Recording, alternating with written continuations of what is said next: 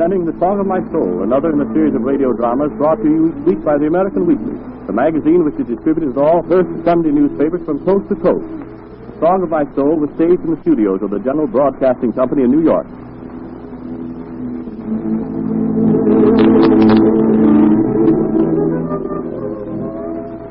It was almost like digging up a living fossil the other day when a faded flower of the gay 90s was found penniless and almost dead from starvation.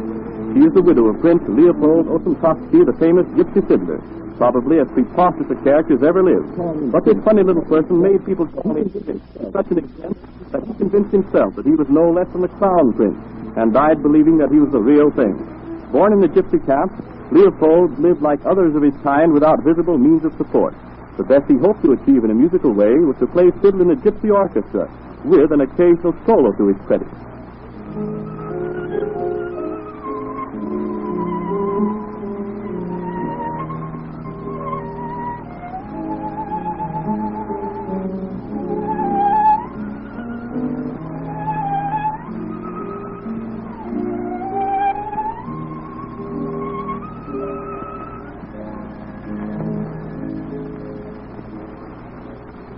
Well, was that not beautiful, Chandor? Which?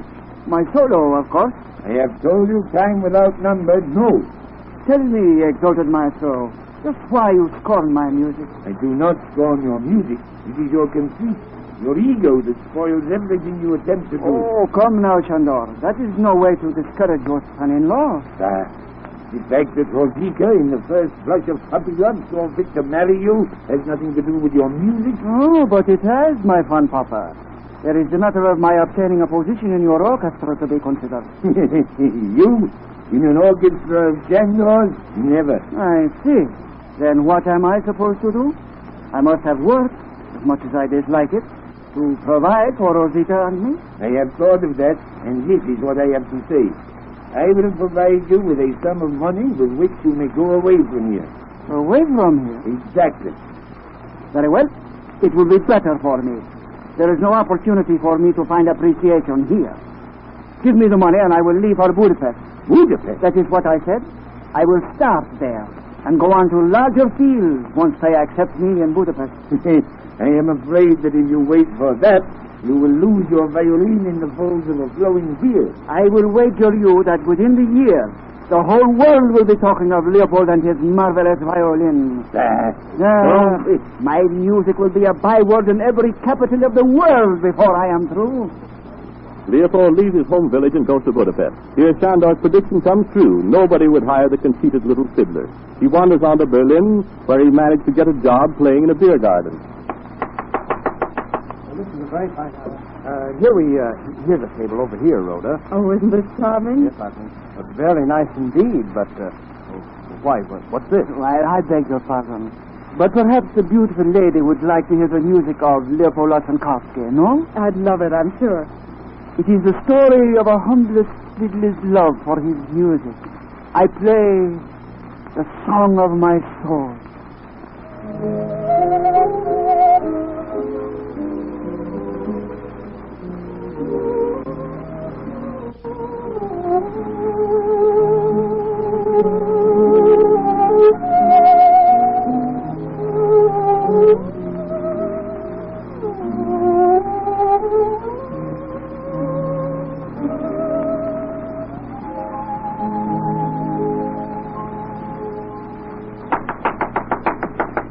Beautiful, is it not? Marvelous.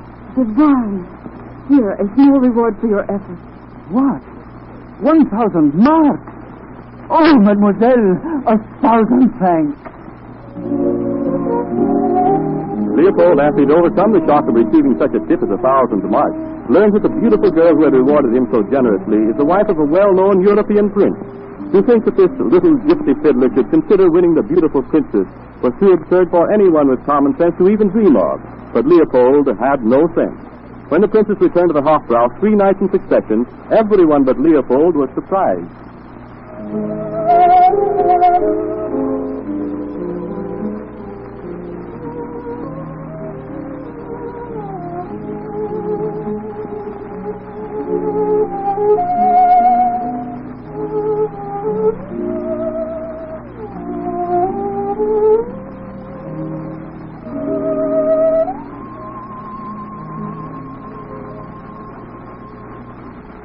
Leopold. Ah, my beautiful Rhoda.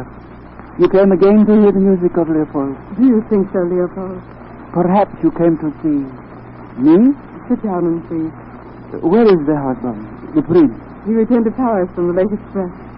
Then you are alone? Am I? Oh, well, of course you have me. Oh, that is something. I think it is a very great deal.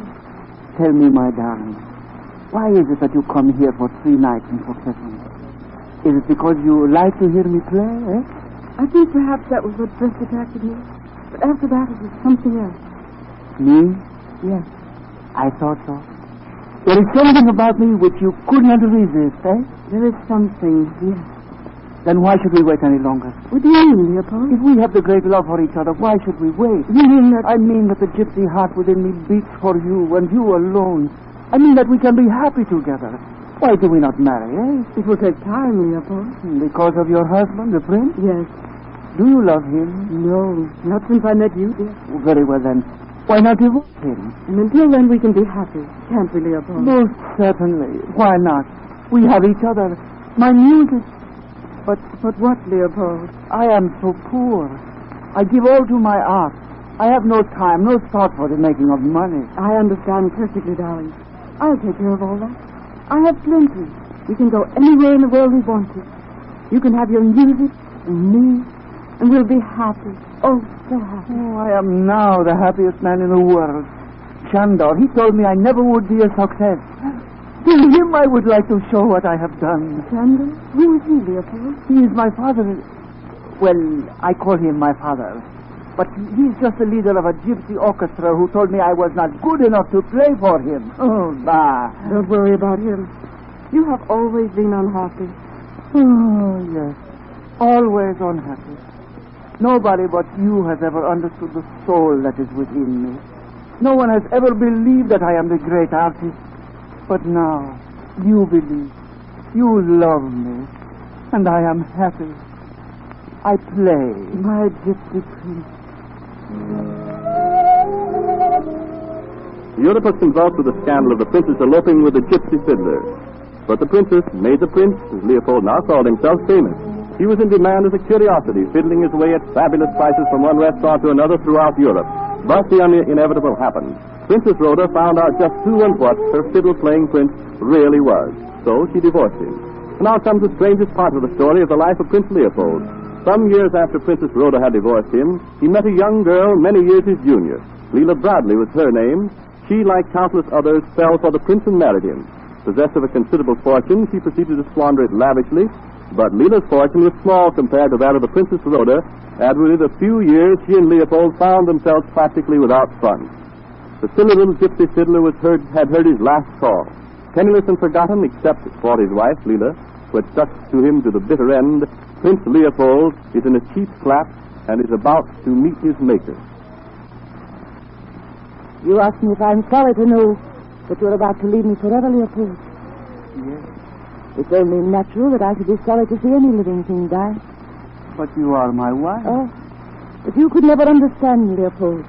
I have been your wife, yes. So have countless other women. To you, there has never been anything sacred in marriage. I love them all. Love. You don't know the meaning of the word. That is probably the reason I've put up with you all these years. Because... Why, I don't understand you. Of course you wouldn't. I bear you no ill will. You knew no better. I still do not understand. I don't wish to take an unfair advantage of you at this time. No matter. It won't be for long. I've stuck to you as I have, not because I loved you, but because there's something pathetic about you. All your life you've been wrapped up in your own silly little self. I am a great artist. Don't carry that farce any further, Leopold. My sole reason for talking to you as I am now is with the hope that you may at least pass on with some knowledge of how you not only wasted your own life, but that of everyone with whom you came in contact. I may not have loved you for the last 2 years of our life together, But I do feel that I've been the only real, the only genuine thing that ever had, well, that you've ever had in your peculiar warped existence. You have been a good girl, Beulah. I've been no better. Not any worse than the others that you've known. The only thing is that I've stuck with you when the others failed. I've become more of a habit, I think. I have never thought of you like that. No, perhaps I flatter you. You probably never thought of me at all after my money was gone. Please. I want you to know that I've never felt anything but sorry for you, Leopold. You've done the best you knew how with what you had to work with. There has been my music. Yes, your music. Beulah, Yes? it can't be very long now. Can it? I don't know, Leopold. The end may come at any time. Would you care to make me very happy in my last few minutes? I'd do the best I can. What is it? All I have left, all there is in the world to me, Yes. Yes? my violin. Would you take it out of the case and hand it to me? Yes. Yes, certainly. Here you are. Here you are, Leopold. Thank you. Now, the love of my life, my all.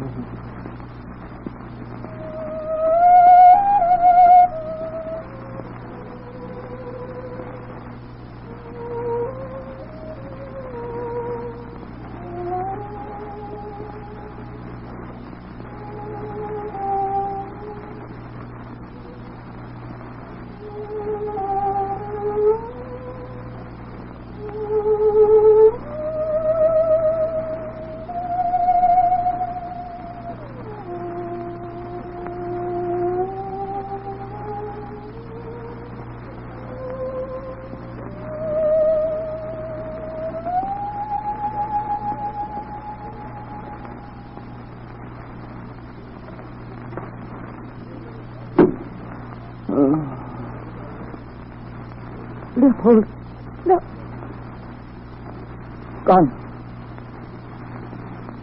Even in death, your conceit allowed you to believe yourself the greatest musician of them all.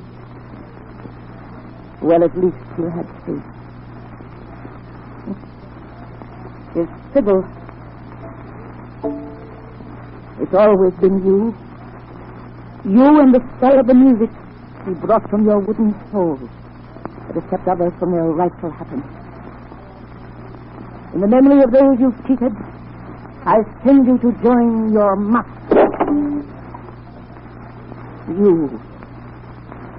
You and the romantic fiddler have played the song of my soul for the last time.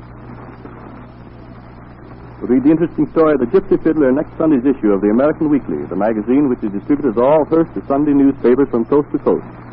And now for the last warning about the great American Weekly slogan contest. Have you sent in your coupons and ideas for a slogan? There is still time, you know. The contest closes officially at 5 p.m. Monday, October 23rd. Your coupon must be received before 5 p.m. next Monday in New York. Don't let another day's delay deprive you of the opportunity to earn the prize of $1,000 a year for the rest of your life. Act today, and good luck to you.